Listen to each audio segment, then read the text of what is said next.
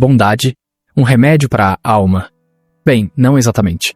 Hoje vamos discutir como a bondade pode ser, na verdade, uma força revolucionária capaz de transformar não apenas nossas vidas, mas toda a sociedade. Isso é intrigante. Como assim uma força revolucionária? Bem, pense nisso. Cada ato de bondade é como uma pedra lançada em um lago. As ondas se espalham, afetando tudo ao seu redor de maneiras que nem sempre podemos prever. O texto que estamos analisando hoje fala muito sobre essa ideia de reciprocidade na vida. Então você está dizendo que a bondade tem um efeito dominó? Exatamente. E não é apenas uma teoria bonita. Estudos mostram que atos de bondade estimulam a produção de oxitocina, o chamado hormônio do amor, não apenas em quem pratica o ato, mas também em quem observa. É como se a bondade fosse contagiosa. Uau! Isso é fascinante. E como isso se relaciona com a ideia de que a vida é recíproca, mencionada no texto? Ótima pergunta. Essa ideia de reciprocidade está profundamente enraizada em muitas culturas. Por exemplo, no budismo, temos o conceito de karma, que essencialmente diz que nossas ações têm consequências que voltam para nós. O texto reforça isso quando diz: o bem que você faz sempre encontra seu caminho de volta. Entendo. Mas, como podemos aplicar isso na prática? Às vezes parece que o mundo recompensa mais aqueles que são egoístas. É uma percepção comum, mas veja bem. Estudos em psicologia positiva mostram que pessoas que praticam atos de bondade regularmente tendem a ser mais felizes e satisfeitas com suas vidas. O Dr. Martin Seligman, pai da psicologia positiva, descobriu que realizar atos de bondade é uma das formas mais eficazes de aumentar o bem-estar pessoal. Isso é realmente interessante. Então a bondade não é apenas boa para os outros, mas também para nós mesmos? Exatamente. É uma situação em que todos ganham. E sabe o que é mais incrível? O texto menciona que sempre que você puder ajudar, ajude. Sempre que você tiver bondade para oferecer, ofereça. Isso me lembra uma história fascinante sobre o efeito borboleta da bondade. Nunca ouvi falar disso. Do que se trata? Bem, é uma história real que aconteceu em 2012 em um café nos Estados Unidos. Um cliente decidiu pagar pelo café da pessoa atrás dele na fila do drive-thru. Essa pessoa ficou tão tocada que decidiu fazer o mesmo para o próximo cliente. Sabe o que aconteceu? Deixe-me adivinhar. A corrente continuou? Exatamente.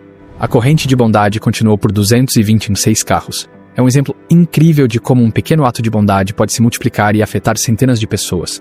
Uau! Isso é incrível! E me faz pensar sobre o que o texto diz. Na vida, tudo é passageiro. Aproveite os bons momentos e aprenda com os difíceis. Como você acha que isso se relaciona com a prática da bondade? Ótima observação. Essa frase nos lembra que a vida é feita de altos e baixos. Nos momentos bons, podemos espalhar alegria através da bondade. Já nos momentos difíceis, a bondade pode ser uma âncora, nos ajudando a manter a perspectiva e a esperança. Faz sentido. E o texto também menciona que a bondade encontrará o caminho de volta para você mesmo nos seus momentos mais sombrios. Você acha que isso é sempre verdade? Bem, é uma questão complexa. Não há garantias na vida, mas... E isso é importante. Pesquisas mostram que pessoas que praticam a bondade regularmente tendem a ter redes de apoio social mais fortes.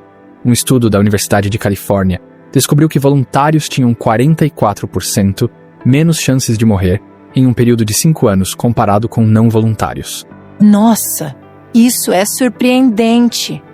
Então, a bondade não apenas nos faz sentir bem, mas pode literalmente prolongar nossas vidas? Exatamente. E não para por aí. O texto menciona que a bondade é uma qualidade que transcende o tempo. Isso me lembra do conceito japonês de Ikigai, que significa razão de ser. Muitos centenários em Okinawa, no Japão, atribuem sua longevidade a ter um forte senso de propósito, frequentemente ligado a ajudar os outros. Fascinante.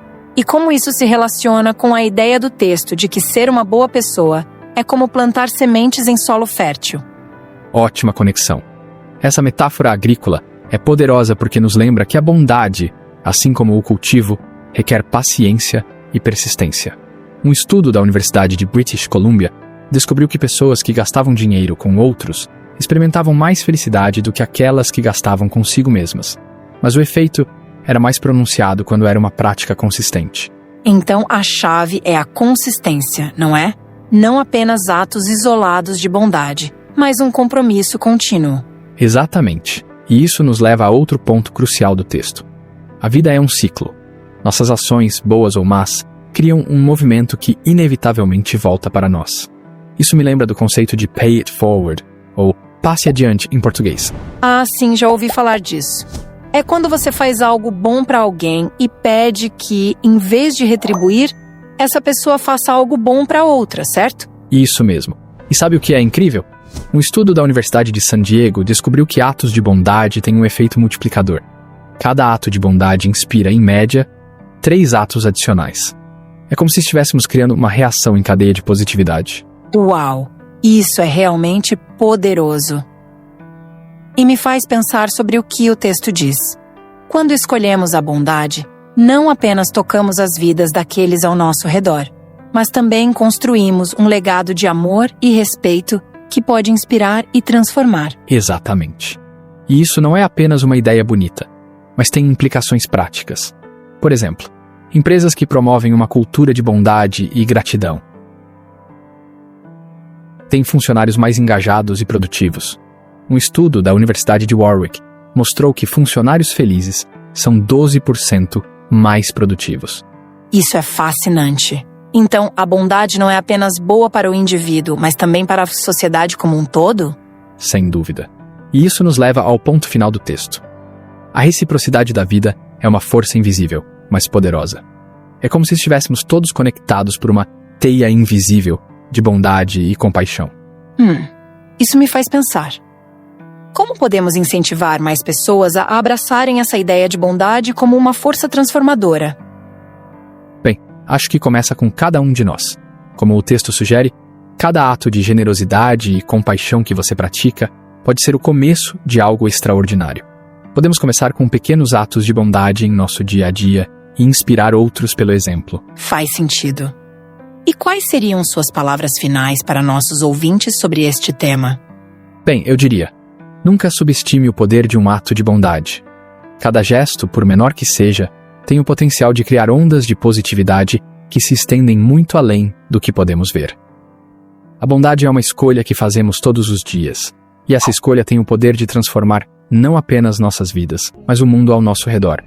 Então, vamos aceitar o desafio de ser um pouco mais gentis, um pouco mais compassivos a cada dia. Quem sabe que revoluções silenciosas podemos desencadear? Que mensagem inspiradora para encerrarmos nosso episódio de hoje. Obrigada por nos guiar através dessa reflexão tão profunda sobre o poder da bondade. O prazer foi meu. E para todos os nossos ouvintes, lembrem-se, a bondade é uma luz que nunca se apaga. Quanto mais a compartilhamos, mais brilhante ela se torna. Até o próximo episódio.